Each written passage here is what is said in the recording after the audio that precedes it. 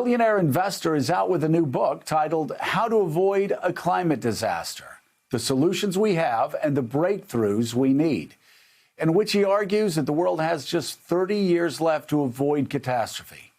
The first question out of the gate: how to reach net zero carbon emissions by the year 2050. Well, it's going to be very difficult because zero means you don't get to ignore any source of emissions. So it's not just cars and planes, it's also the way we make everything: concrete, steel, even agriculture. So we have to come up with a plan, including research and development and incentives, to take these next 30 years and move aggressively for all of those sources. So it's going to be hard, but it's doable. So over the last 30 years, there's obviously been economic disruption across this country. We seem to hear about it every 4 years, especially during presidential races, about those left behind.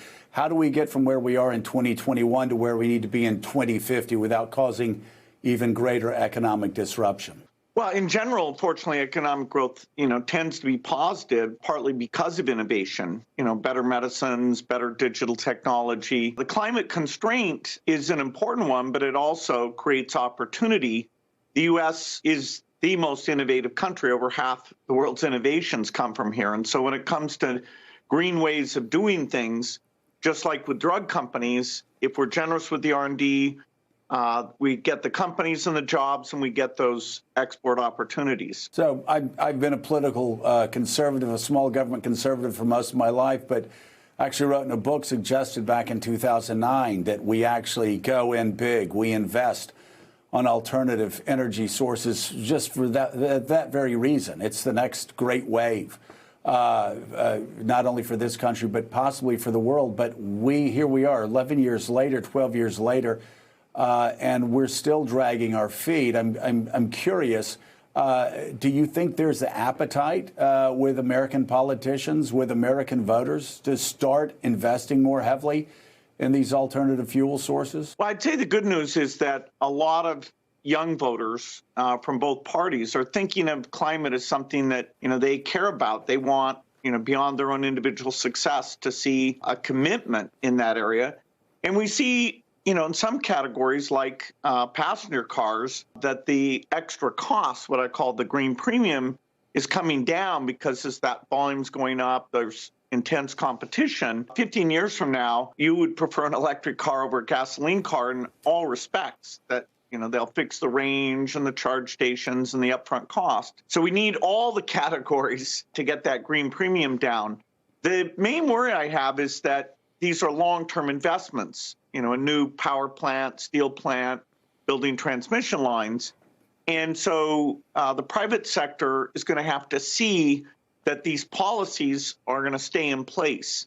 And so if we have one party who always withdraws the policies, another puts them back in, that really won't let us take full advantage of the next 30 years. So, agreeing on a core of things, including R&D, and tax credits, I hope we can get some common elements so that there's a clear signal to use the limited time.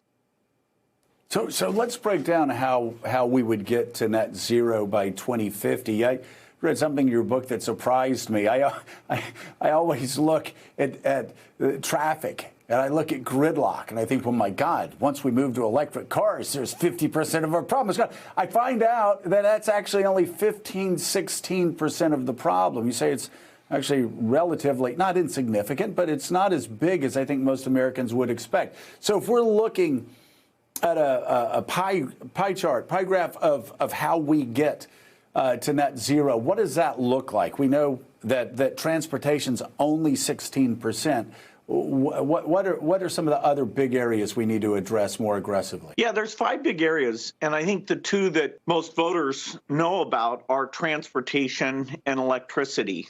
Transportation, as we're saying, cars like the Tesla cars are starting to gain share. In electricity, we have cheap solar and wind, although we need a grid and some way to maintain reliability. The other 3 areas are agriculture, including cows, heating and cooling buildings, which in the U.S. means a lot of natural gas. And then finally, the biggest segment, and the one that I think the awareness is the lowest for, is manufacturing. Most people don't know where their cement comes from, don't pay much attention. And yet that industry is going to have to innovate because over 31% of emissions are coming from manufacturing the physical goods we take for granted. And what's the best selling point to voters? Because that's, at the end of the day, that's to get this started up. What is a selling point other than obviously averting environmental disaster?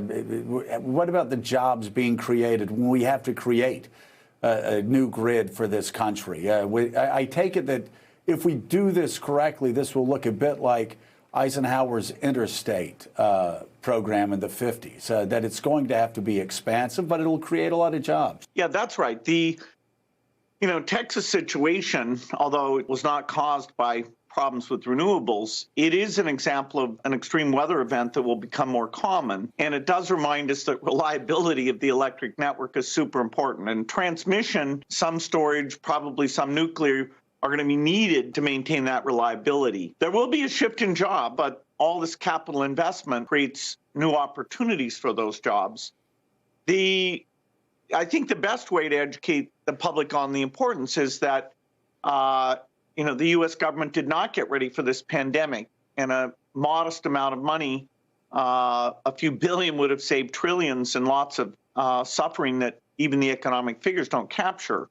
With climate change, we'll have 5 times the death rate and growing by the end of the century. We'll have, the end of natural ecosystems. Most beaches will disappear. So although that's kind of a negative message, it's honestly what we need to invest in now to avoid getting to that point. And there's not anything like a vaccine that you can invent when the problem arises that gets you out of the awful situation.